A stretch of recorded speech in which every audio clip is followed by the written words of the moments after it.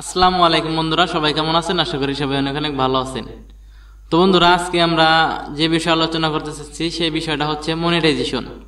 তো বন্ধুরা, একটা সময় মনিটাইজেশন পাওয়া খুবই ইজিলি ছিল বা খুবই সহজ ছিল।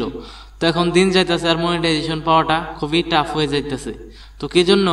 কারণ হইতেছে এখন ইউটিউবে কন্টেন্ট ক্রিয়েটরের অভাব নাই। দেখা গেছে যে এখন যারা যে ভিউয়ার্সের চেয়ে বেশি আপনার হইতেছে ইউটিউবে কন্টেন্ট ক্রিয়েটর। তো এই জন্য কম্পিটিশনটা বেড়ে গেছে অনেক বেশি। এর জন্য আপনার হইতেছে সবাইকে কিন্তু ইউটিউব থেকে মনিটাইজেশন দিবে না।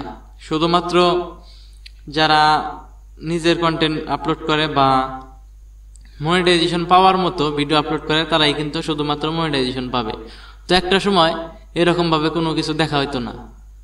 তো আগে দেখা গেছে যে অতি প্রথম আমি যতদূর পর্যন্ত জানি সেখান থেকে আমি বলবো। তো একটা সময় আপনার হইতেছে 1000 সাবস্ক্রাইব এবং কি 4000 ঘন্টা ওয়াচ টাইমও লাগতো না মনিটাইজেশন চালু হতে।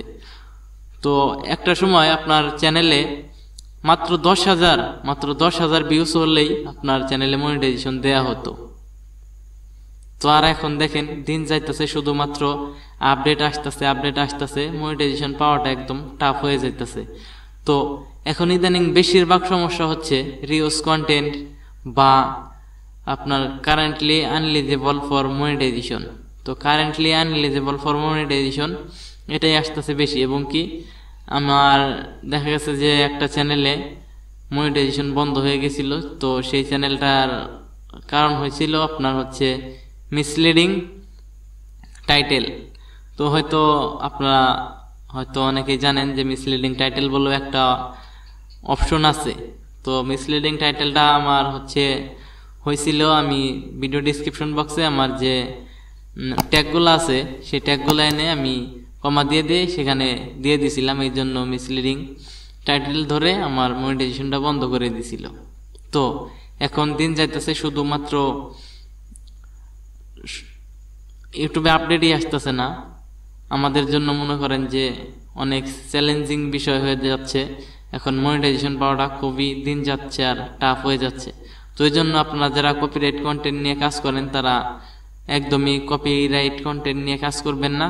যদি ভিডিও আপনি ইউটিউবে আপলোড করতে চান বা আপনি ইউটিউব থেকে সত্যি কিছু করতে চান বা অনেক সময় অনেক দিন ইউটিউবে টিকে থাকতে চান, তাহলে আপনাকে কি করতে হবে? আপনাকে সবগুলা নিজের ভিডিও আপলোড করতে হবে। বা আপনার ভিডিওগুলো যদি আপনি নিজে, আমি বলতেছি না যে আপনি আমার মতো ভিডিও শুট করেন বা যাই করেন, তো আপনি যে ভিডিও আপলোড করবেন সেই ভিডিওটা জানি আপনার ক্যামেরা দ্বারা ভিডিও হয় বা আপনি যদি কারো কাছ থেকে ভিডিও নেন সেই ভিডিওটাও জানেও ইউটিউবে এর আগে আপলোড করা হয়ে না থাকে।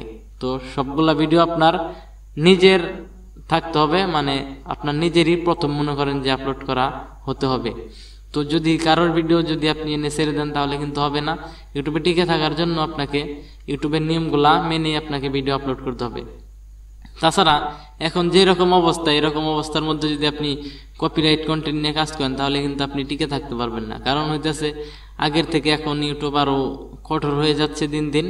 তো কখন যে কোন দোষ ধরে বসবে তখন কিন্তু আপনারা পার পাবেন না। তো এই জন্য কপিরাইট কন্টেন্ট নিয়ে কাজ করবেন না। কপিরাইট কন্টেন্ট একদম বাদ দিয়ে আপনারা সঠিকভাবে ইউটিউবে কাজ করেন তাহলে মনিটাইজেশন পাবেন।